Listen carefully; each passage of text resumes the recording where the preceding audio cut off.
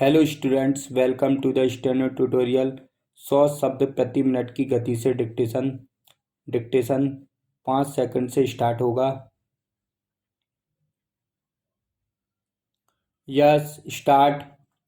उपसभापति महोदय, हम लोगों के सामने रेलवे समझौता आयोग की जिन सिफारिशों को मंजूर करने का प्रस्ताव है, वे सिफारिशें आंतरिक सिफारिशें हैं, क्योंकि रिपोर्ट ही अंतरिम रिपोर्ट है।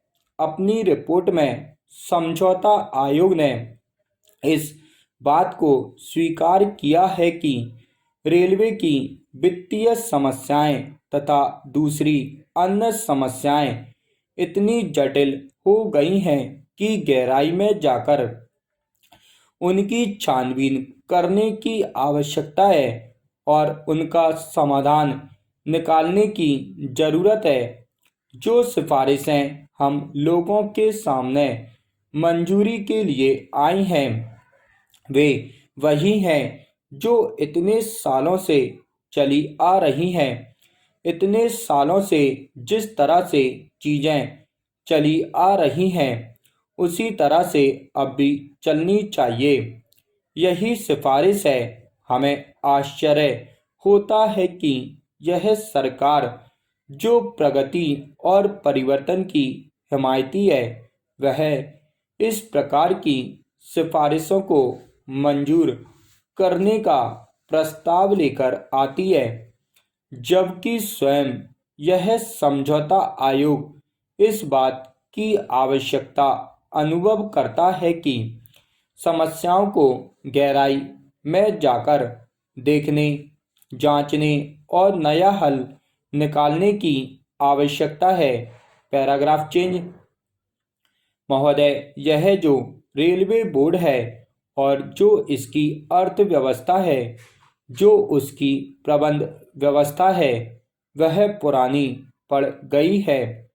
जब हमारा देश स्वतंत्र हुआ, उस समय की व्यवस्था अभी तक चलाई जा रही है, जबकि पिछले वर्षों में देश की आर्थिक व्यवस्था, सामाजिक व्यवस्था और सामाजिक आवश्यकता में बहुत परिवर्तन हो गए हैं। रेलवे बोर्ड की प्रबंध व्यवस्था और अर्थव्यवस्था इन परिवर्तनों के अनुकूल नहीं है। यही मूल कारण है कि आज रेलवे आर्थिक दुर्व्यवस्था का शिकार हो रहा है। इसलिए जब तक हम पुरानी व्यवस्था को नहीं बदलेंगे और समय के अनुसार अर्थव्यवस्था और प्रबंध व्यवस्था में परिवर्तन नहीं लाएंगे, तब तक समस्याओं का हल नहीं निकलेगा। Paragraph change. श्रीमान, दूसरी बात जो मैं निवेदन करना चाहता हूँ, वह यह है कि रात दिन हम औद्योगिक अशांति की बात सुनते हैं। अभी भी मजदूरों की हड़तालें चल रही हैं। रेल मंत्रालय की ओर से कहा जाता है कि मजदूर हड़ताल कर देते हैं और रेल सेवा ठप हो जाती है। ऐसा क्यों होता है?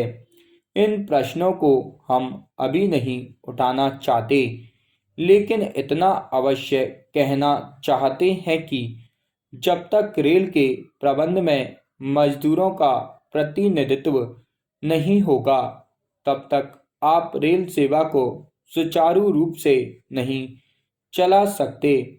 रेल की प्रबंध व्यवस्था में मजदूरों को भी सम्मिलित किया जाना चाहिए। रेल की अर्थ एवं प्रबंध व्यवस्था में रेल मजदूरों की भागीदारी के बिना औद्योगिक अशांति की समस्याओं से निपटा नहीं जा सकता। मेरे ये जो कुछ सुझाव हैं, मैं समझता हूँ कि ये देश की अवस्था के अनुसार रेलवे बोर्ड की आर्थिक व्यवस्था और संचालन व्यवस्था में परिवर्तन लाने के सुझाव हैं, और मैं आशा करता हूं कि मेरे इन सुझावों पर यदि आप विचार करेंगे तो रेलवे की जो कठिनाई है, उसका जो संकट है और जो संकट दिनों दिन गहरा होता जा रहा है, वह संकट दूर होगा और रेलवे आधुनिक तथा कुशल सेवा के रूप में हमें उपलब्ध हो सकेगा। स्टॉप।